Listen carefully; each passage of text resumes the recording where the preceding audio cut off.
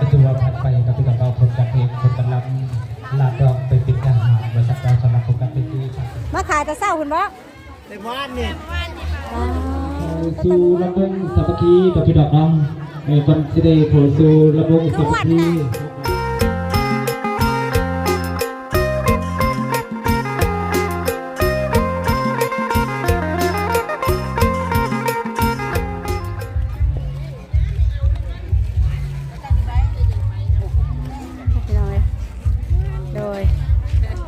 มาพ่อกันเนาะในยามกลางค่ำยามแรงๆพี่น้อยเนาะพบเจอกันตอน2 ทุ่มเนาะพี่น้องเลยหรือว่า8 โมงแรงเนาะพี่น้องเนาะ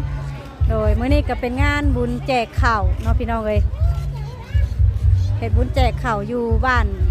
โคกใหญ่เมืองอุทุพรแข้งสวรรณเขตเนาะพี่น้องเนาะตอนนี้ก็ถือว่าแขกคนก็มาเที่ยวการเที่ยวงานเนาะก็ถือว่าลายอยู่พอสมควรพี่น้องเลยคือขึ้นเนาะเบิ่งกับเป็นตายม่วนอยู่ได้พี่น้อง เนาะมาเปิดภาพอยู่ในงานบุญเด้อพี่น้องเด้อเนาะพี่น้องเนาะ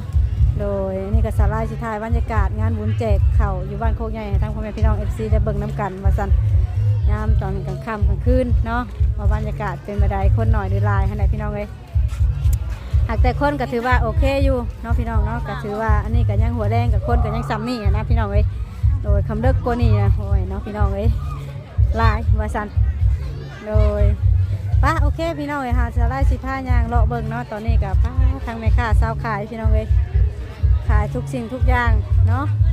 โดยเอาทักทายสบายดีสวัสดีพี่น้อง FC บัจจุกุทุกคนเด้อพี่น้องเด้อเนาะเป็นทั้งภายในและก็ต่างประเทศก็ยินดีต้อนรับเข้าสู่ช่องสาวไล่บ้านเฮาพี่น้องเอ้ยโดยเอามาเจอกันกะนี่แหละเนาะในงานบุญแจกข้าวบ้านโคกใหญ่เด้อพี่น้องเด้อเนาะถ้า FC คนไหนอยากมาดินมาเที่ยวเนาะก็สามารถมาได้พี่น้องเลยโอ้อันนี้ก็เป็นทั้งแม่ค้าสาวขายลูกชิ้นคนด็อกพี่น้องเลยทั้งนี้เนาะค่าสาวขายกระลายคนมาดินกระลายพี่น้องเลย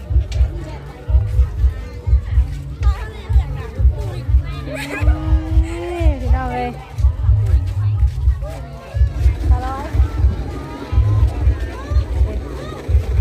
มาสับพี่น้องเลยย่างเลาะกันเนาะเป็นจังไรมาสั่นทางนี้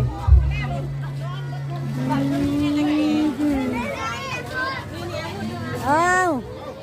โอ้ยย่างเลยปลาโตใจลายที่มาอุดหนุนเด้อเอาได้จักจอกแล้ววันนี้ได้จักจอกแล้ววันนี้สบายดีโดยสบายดีคลิปลงแห่ง MC มันลงบ่โอ้ในงานนี่บ่อ๋อมีมื้อนี้คนหลายดีบ้านเฮาแม่แต่เก่าลายหักแต่บ่ซ้ำนี่เนาะมันฮ้อนเด้มันนี่เด้ก็มื้อนี้ก็บรรยากาศมันก็อย่างฮ้อนแน่แต่มันก็เป็นในอันกลางบ้านแน่เนาะเจ้าหากะมาบ่โดยก็หากะมาบางนึงทีแหละยังบ่ได้นั่นดอกมันก็แนวมันแนวเนาะอยากม่วนแน่ๆให้ว่าทำนาห่านโอ้ยพี่น้องเอาสมอเอาวัดหน่อยว่าเมาวัดหน่อยว่าแต่งตัวงามเนาะทะเลโอ้ยอุตส่าห์ว่าปิดบังไว้อยู่ได้นี่ว่าหยอกพี่น้องเลยมาขายแต่เศร้าคุณบ่ในบ้านนี่แต่เมื่อวานนี่อุ้ยโผดโผจะมาขายไผ่วานนี่นะเมื่อวานนี่ก็งานนี่เลยพ่อกระต้มบ่แม่ได้2 มื้อ 2 คืนนี่โอ้หักแต่คนบริลายซ้ำนี่เมื่อคืนนี่บ่คนบริลายซ้ำนี่นะเพื่อนบริลงมาเนาะคือว่าบริลงมาบ่เห็นประมาณ11 โมงเนี่ยเขาเมื่อหักก็ได้ขายอยู่แม่นบ่ได้อยู่บ่ได้ตื่นกันเอามาซ้ำนี่บ่เครื่องนะเด้อมันเบิดทีนี้นี่มันคืนบ่หลายขนมได้ใช่แบบเป็นขนมอย่างนี้มาแต่น้ำปั่นเขาต้องได้แก้เตียงมาข้างในได้แบบนั้นเนาะโอ้ต้องใส่เตียงมาแบบมาได้กับคนเครื่องมาหลายคนนี่แต่ว่ามีข้างในอ๋อได้ซื้อโต๊ะนี่มาได้ใครแน่เอาไว้ป้าห้านกันนี้เนาะเอาก็ได้แม่ที่จริงน่าจะมาเป็นงานที่น่าจะมาเนาะพี่น้อยทั้งวัดจิตกับน้องมีนาเพิ่นขายเครื่องลูกค้าเพิ่นก็เริ่มแบบมื้อนี้สิลูกค้าลายเป็นพิเศษนะได้มื้อนี้นะเลยเนาะอัน นี้เพิ่นก็ถ่ายทั้งว่าจิตเพิ่นถ่ายแล้วเพิ่นก็อัปโหลดคลิปลงพี่น้องเลย อัพโหลดให้กับพี่ได้เบิ่ง ตัวถ่ายในงานนี่แหละเนาะ ได้กินให้กับพี่ได้เบิ่งถ่ายไปที่ได้มันเป็นง่ายลงไปนี่แหละ ให้เพิ่นเบิ่งเนาะว่าบ้านเพิ่นกับบ้านเฮามันเป็นคือกันบ่เนาะขอบใจ บัดนี้นะ คนให้คนแม่ บ่โอ้แล้วนอนให้นอนหน้าบ่นอนหน้าลงผู้ใดเนาะโอ้นอนเผายังหน้าลงนอนเผาเอายัง เอาแน่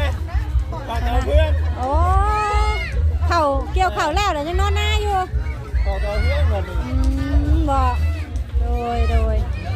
เอาสาเดี๋ยวย่างเลาะเบิ่งก็ได้เสร็จแล้วเนาะมีนาเด้อขายดีๆบ่ได้ก่อนสิมาซิมหรอก ได้สิมาชิมบ่ โ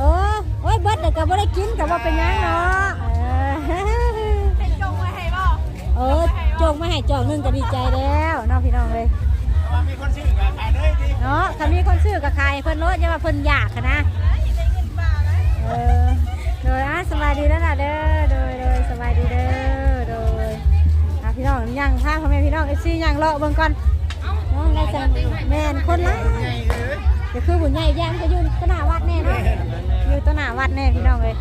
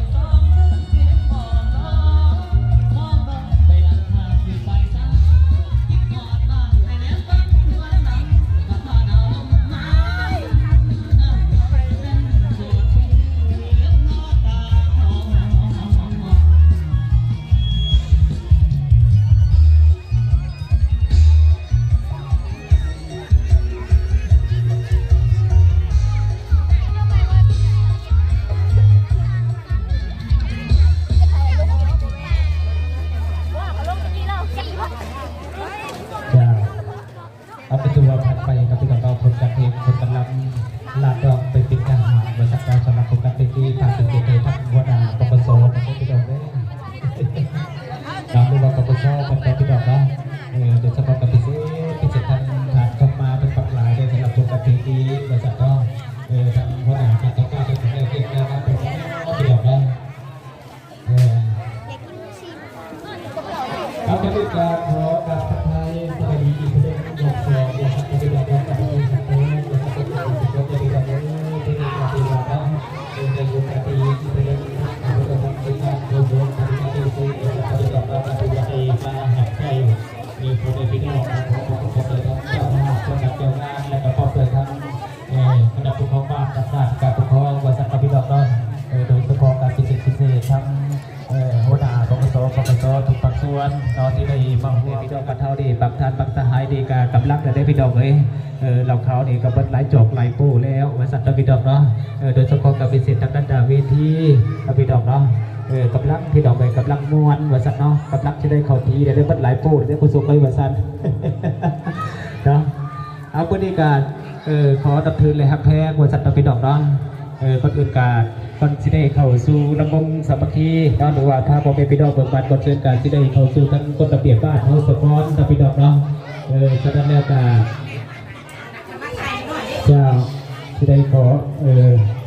จะเชิญทั้งคณะปกครองบ้านเนาะ อยู่ทางไหนเนาะพี่ดอกเนาะในวันที่จะมอบให้ทั้งข้าพเจ้าทั้งคนส่งดำเนินต่อเลยบอกจะได้ครับพี่ดอกเนาะก็จะเรียกว่าพี่ดอกทั้งหน้าเวทีจะพอดไปบางท่านนี่ก็อยากโยกได้โพสต์เลยมาสั่นดองวันนี้ก็บรรยากาศเราพี่ดอกเนาะเก่าดีได้พี่ดอกเลยกับบรรยากาศเราโมนี่ตัววันนี้ก็ถือว่าสมควรพี่ดอกเลยว่าทางข้าพเจ้าทั้งโพสต์ในก็น้ำย่อยได้พี่ดอกเลยเอาตั้งตัวตั้งเท่ากัน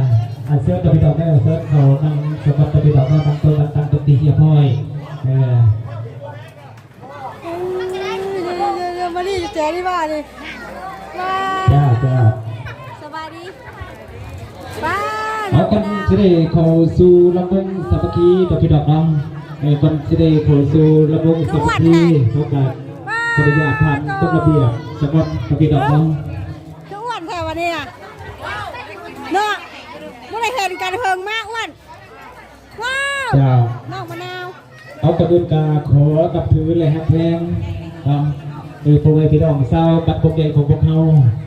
ไม่ว่าจะเป็นทางดินทางทรายเราทางสุภาพบุรุษทางสุภาพสตรีเราที่ไหนว่าเรานี่จะเป็นตู้เท่าดิการที่เราทำสุภาพเพื่อนดีกันได้ให้คุณกับท่านการเด็กเขาในบ้านหลายเราไปลองเนาะดูดีเพื่อนกันได้จ้างลูกดนตรีให้มาบริการข้าเชฟผู้ว่าท่านเจ็ดเข่าลานทรายเราการได้เพียงภายในตัวหรือว่าจะเป็นทางคนลายในอากาศฮอดเนาะอากาศฮอดคนกระลายตั้งแต่บุญแจกมีงานนี่แหละคนลายขนาดเลยเราว่าผู้ใดเราไปลองเนาะกินเรากินเรากินยาเรากินหลายกระบอกให้มีเรื่องมีเล่าเดี๋ยวพี่ดอกเด้อกินเราให้มีสติเดี๋ยวพี่ดอกเนาะการดื่มกันกินกันบนกันเส้นนี้ทางบ้านเฮาสัตว์เดี๋ยวพี่ดอกเนาะผมมีแต่บ้านเฮาเราก็มีทางบ้านอื่นทางบ้านไกลเราสนัดแล้วการทอดกันยังให้เป็นระเบียบเรียบร้อยได้พี่น้องเด้อผู้ให้จับพันข้อนี้เนาะสนัดแล้วผู้ใดเมาสัตว์เราพี่น้องเนาะก็ให้พักผ่อนสักก่อนบ่ให้มีเรื่องมีเล่าบ่ให้มีการปกครองตกเถียงหรือว่าเกิดขึ้นในงานนี้สัตว์เด้อพี่น้องเด้อถ้าผู้ใดเมาเนาะทั้งเจ้าหน้าที่ตั้งเจ้าหน้าที่เขาดีกว่าสิได้เอาออกไปสกอนเด้อพี่น้องเด้อให้ไปพักผ่อนสกอนก็ถ้าว่าผู้ใดตอนนั้นได้พาพื้นหรือว่าบ่พังกฎระเบียบเราพี่น้องเนาะเป็นเจ้าหน้าที่ก็สิได้มีการปักตัวหรือว่าปักตัวเด้อพี่น้องเด้อผู้เกี่ยวผู้ที่ว่าอนุวัตในการในงานนี้คนเป็น2 ล้านกีบเด้อพี่น้องเด้อทั้งในบ้านเพิ่นหรือว่าทั้งคณะปกครองบ้านเขาได้ตั้งเป็นระเบียบมาว่าสักพี่น้องเนาะแล้วกับเครื่องของที่ว่าพิพักหรือว่าเสียหายอยู่ในงานนี้เป็นผู้เกี่ยวกับได้ครับพี่ซ่ออยู่ในงานนี้สบายดีเครื่องของหรือว่าขายว่าไหนเนาะบางที่หรือว่าแตกหรือว่าเสียหายถ้าสิว่าขายดีขนาดได้ครับพี่ซ่อได้พี่น้องเด้อเรือเท่านี้บอกฉะนั้นแล้วพี่น้องที่มาอยู่ในนี้ว่าสัตว์ดอกนักไปอยู่ว่าเงินเนาะที่เข้าใจผมมีแต่แบ่งพันอยากให้ฟินก็อยากให้ฟินทั้งน้องเพื่อนพี่น้องไอ้น้องแมน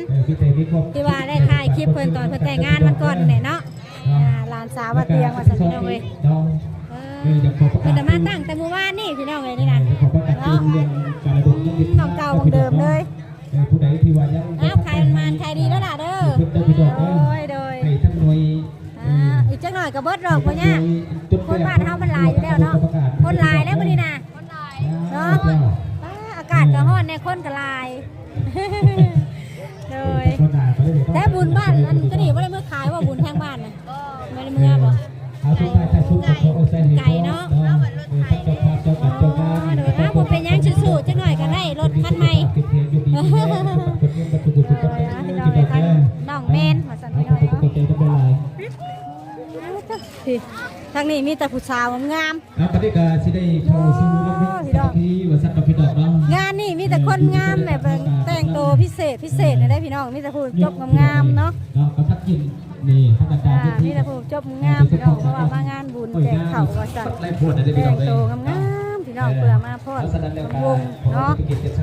งานบุญมื้อนี้วัสัตว์พี่น้องเลยโดยอันนี้กับบรรยากาศข้างนอกอีกแล้วพี่น้องสไลด์กับผ้ายางมาเลาะทางหน้าบัดเนาะ หากแต่ เป็นหลอกความเป็นเนี่ยเป็นทางจอดเป็นแบบเราจะมาเป็นดีเราเนี่ยที่จะมีวิธีการเป็นภาษาอังกฤษเป็นภาษาอังกฤษนะครับเป็นภาษาอังกฤษ ว่าซาพี่น้องเลยเนาะในงานกับสิประมาณนี้โอ้โหอ้าวดูข่าแล้วนี่มาตลอดแบบประขาดทรายเนาะลูกค้าเรามีแต่คนเป็นแต่แพงน่ารักจิวนะลูกค้านะ เนาะกระจิตกระจิวไล่นี่คือว่าแต่อากาศมันร้อนใครก็อยากกินน้ำปั่นพี่น้องเลยว่าแต่เด็กน้อยและสาวไล่ก็สิกินคือกันนะจังหน่อยก่อนพี่น้อง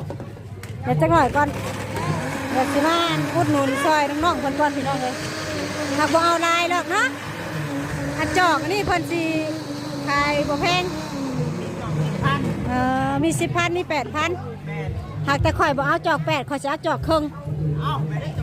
อ้าวใส่ครึ่งจอกบ่ต้องเอาฮอด8เด้แม่นเอาบ่ต้องใส่ฮอด8เด้เอาให้ครึ่งเดียวได้กระจายลดพรแล้วว่าเลยเอาว่าหยอกน้องเพื่อนพี่น้องเลยเลยเอาป้าสิเลาะเบิ่งอีกก้อนพี่น้องในงานบุญแจกข้าวบ้านโคกใหญ่พี่น้องเลยทั้งนี้ก็สีเงียบแน่น้อยนึงเนาะเพราะว่ามันก็ออกมาสุดแล้วคอยสั่นโอเคอันนี้ก็เป็นรางมะกุ้งทั้งแม่ค้าขายมะกุ้งขายกระตุ้นพี่น้องเอ้ยเนาะโอ้ผู้ไรมีสีมือกับมายิงปืนซอยล่าเลยเด้อคุณน่ะเนาะตอนนี้ทั้งพ่อข้าเพิ่นกันนั่งข้อตกเลยพี่น้องลูกค้าบ่มี